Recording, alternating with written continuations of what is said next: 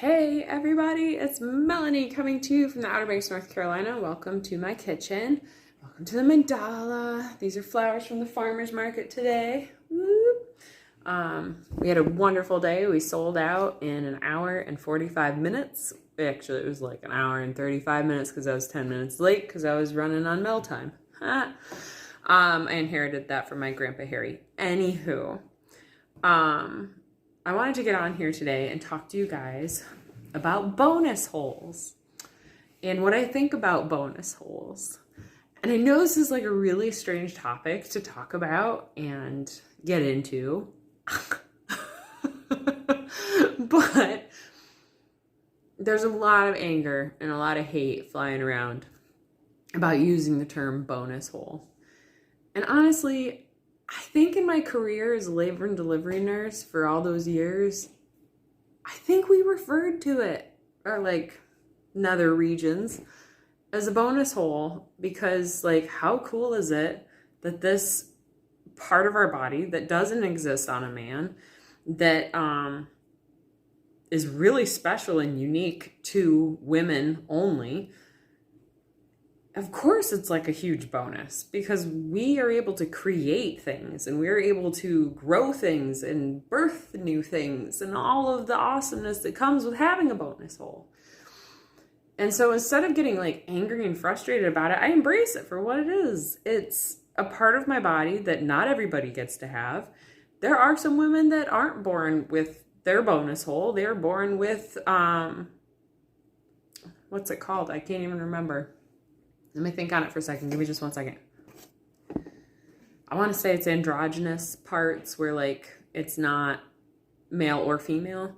But that's very rare. So as a labor and delivery nurse, delivering or being present for thousands of babies, because I worked at big hospitals like University of Washington and Duke Medical Center, we saw a huge influx of patients, huge influx of babies. I only saw that one time in my career or heard about it in the nursery one time in my career. Once.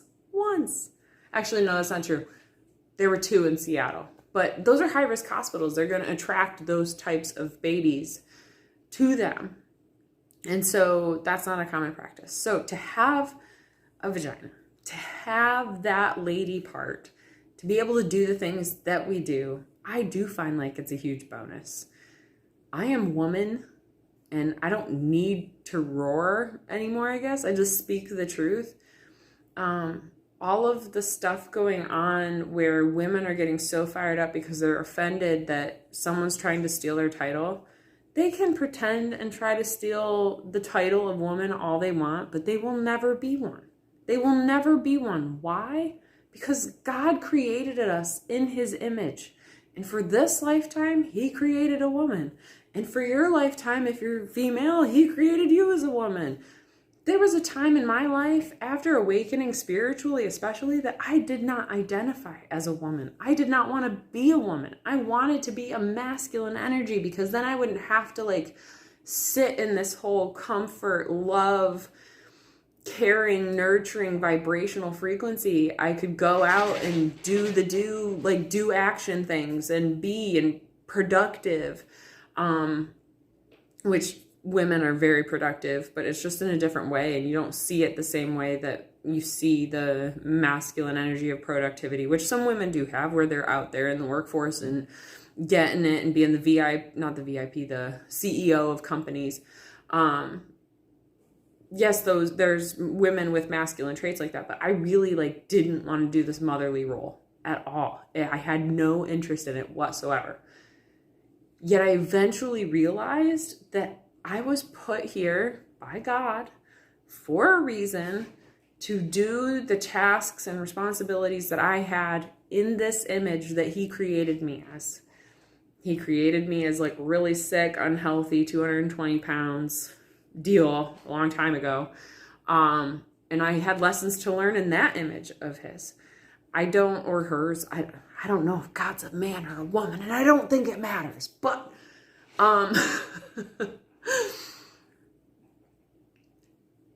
I feel like by saying that you're anything else than who you're standing up as and living this lifetime as and created as, is going against God's design for you and your divine purpose and soul's journey here.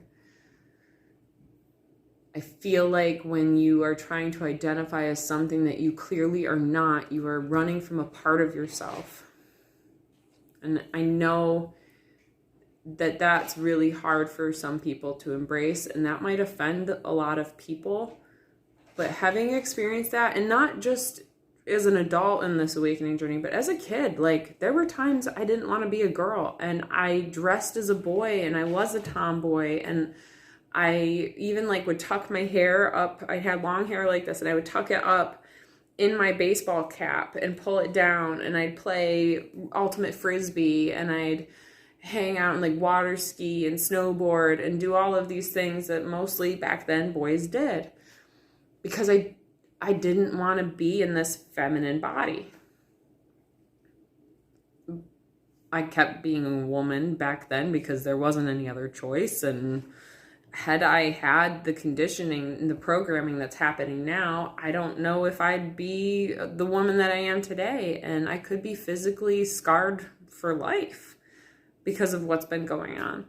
And the ideology that's being implanted in these children's brains for just possibly identifying as something else for a portion of their life because they're figuring out who they are, which is a totally normal experience and something that everybody needs to go through.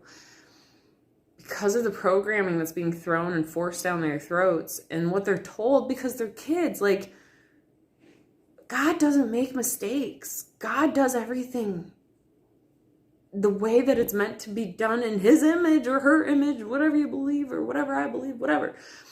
It's done on purpose. And so I'm a woman on purpose. And the life lessons that I've learned from embracing this womanhood are astronomically huge.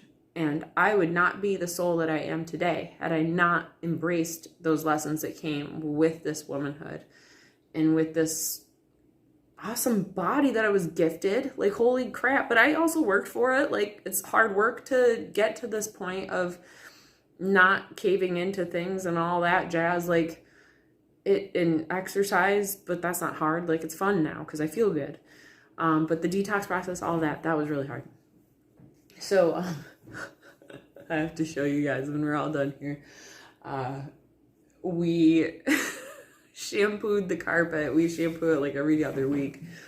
And we put it up on top of the tables so that it could dry. And I think we're going to leave it this way because they freaking love it in there. The bunnies are running and doing zoomies all over the table. Hang on one second. So yeah, this is our living room. Hi. This is me. These are the bins that we have to store or put up against the counter so they can't jump over. And then there's a wire gate that goes over here too so that they can't jump over and wake me up in the middle of the night. But yeah, this is bunnies. This is what God told me to do, and we're doing, and it's a journey, but there's really good things that have come from it, and there's really not great things that have come from it. And some of the not great things are they pee, leave pee stains, and they poop all over the floor all the time. Yeah. So I guess when we spay them, it will get better, but until then, they're not 6 months old yet, and the longer you can wait till a year, the better it is. So this is what we do. We shampoo our carpet every 2 weeks. We have the girls vacuum and sweep every day, twice a day. They sweep twice a day. They vacuum once a day. But they cleaned this like maybe 2 hours ago. So if you're considering getting rabbits, know that they are a full-time commitment. Note the tarped furniture. But we do take our bunnies out for turnout and play dates and all of that fun stuff, and so they don't destroy the baseboards. Like, that's all still intact. And we give them lots of things to chew on, like these cardboard tunnels. But yeah, they freaking love the playground. So hang on a second again. Say bye-bye, Mama. That's our Mama. Vivian Sage. She needed 2 names because she's a southern lady. The Kiwi. Kiwi's my favorite because she loves to be pet, and she comes to get pet too. Oh, and she's like humping her mom. There you go. Living the dream.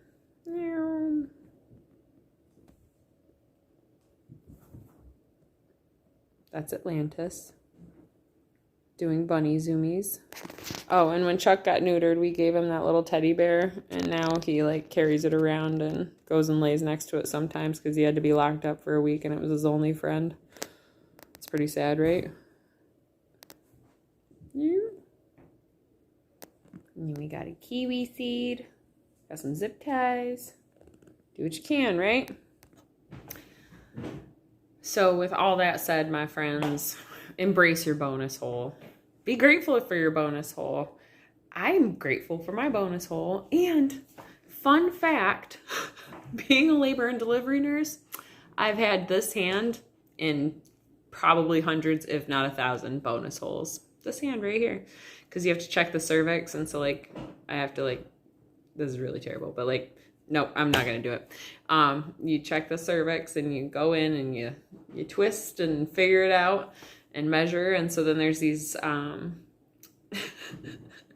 are these like plastic display things, and there's the different cervix sizes. And so you have the 10 centimeter and 9 and 8 and 7 and 6, and then all the way down to like 2 and 1. And so like that's like a 2, that's like a 1 centimeter open, 1 centimeter dilated to 10 centimeters.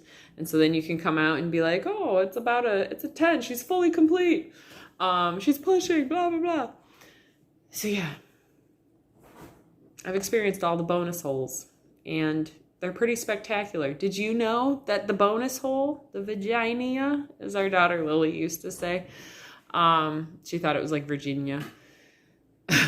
It can hold a liter of blood volume, at least a liter of blood volume, without ever knowing that the patient's bleeding. That's a fun fact. Yep.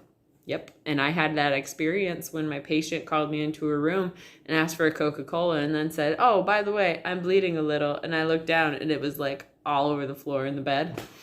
Yeah, those were memories. So if you're offended by bonus holes, I'm sorry that annoys you or offends you. If you are somebody that wants to put that label on women as bonus holes, cool, rock on. Do what you got to do to feel better. Haters gonna hate, and people are gonna do crazy shit. So the only thing that you can do is control your reaction to the crazy shit. And it's pretty crazy out there. It's kind of like a clown world. But the really cool part is all of the darkness is bubbling up to the surface for us to see it. All of the darkness is coming to the light for us to acknowledge that it's there, to help clear it out of the collective, clear it out of ourselves. It's at least visible now where it's been hiding for centuries, thousands of years. So hello, darkness, my old friend. I've come to talk with you again. No, just kidding. So yeah, I had that thought as I was driving home because I was listening to one of my spiritual teachers that I really enjoy listening to. And she was very upset about the bonus hole. And I just wanted to talk about it and give it a different perspective because that's what I'm here to do, guys. So yeah, had a good night playing my gig tonight, and hence the makeup, hence the dress. Jammed on with some really cool, awesome people on a dock on the bay, watching the time roll away. So yeah, one day I hope to be able to live record it, and one day I hope to be able to like figure out how to do all that technology stuff. But until then, you just have to take my word for it that it was fun. It went well. People laughed. They laughed. They cried. Not tonight. Sometimes people cry because I do share my story and I share my journey, and I want to help change the world by doing so and being vocal about it and being naked about the things that have happened so that they can stop happening for other people, or they can make different choices or decisions or all the things. So with all that said, this was kind of a long video. Not going to apologize because I don't need to. It is what it is. Thank you for watching. If you just found this channel, my name's Melanie. I am a stay-at-home mom of 3 girls. Well, I don't really stay at home anymore. I drive all over the county on a regular basis, and that's cool. I had a huge gift fall into my life. Thank you. out there and was able to get an amazing vehicle. And we were talking about that experience today, talking about gratitude for the things that we have, because 3 years ago I didn't have a car. 3 years ago I took 4 to 9 children, I think was the most that I ever took, on bike rides a mile to the beach and back. And we would be at the beach for 2 hours and we would bike home. And it would be 96 degrees outside, and we'd go at 1 o'clock or 2 o'clock in the afternoon, and it was hot as bananas, but we did it and we made it. And it made us stronger and more powerful, and it was a really fun experience looking back. But now we have a car with air conditioning, and so we were super grateful for that, because it's really hot and humid these days.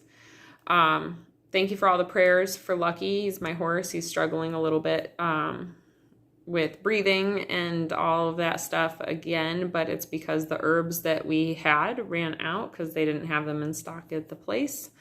And so we had to wait a couple of days. And the really cool thing that I learned from that experience of seeing him go through some struggles again was how impressively helpful plant medicine is. And when we think it's not really helping, it actually is. So a lot of the healing that I've experienced over these last almost 7 years has been greatly attributed to plant medicine and plant healing. All right. So yeah, stay-at-home mom, 3 kids, musician, artist, lover of animals, lover of life, skateboarder, surfer, all the things. But that's because I chose to make different decisions for myself and buck away from the system. Choose to eat healthily and wellfully and stop participating in the program of making you sick on purpose so that you are in the medical system buying the pharmaceuticals and then buying the sickening food from the medical system. So yeah, it's just like the quadrifecta from not good. So yeah, you can make these choices for yourself and go from 220 pounds to who I am today, living my best life, learning all the things and growing and changing and enjoying every step of the way. Enjoy your bonus holes, my beautiful women out there.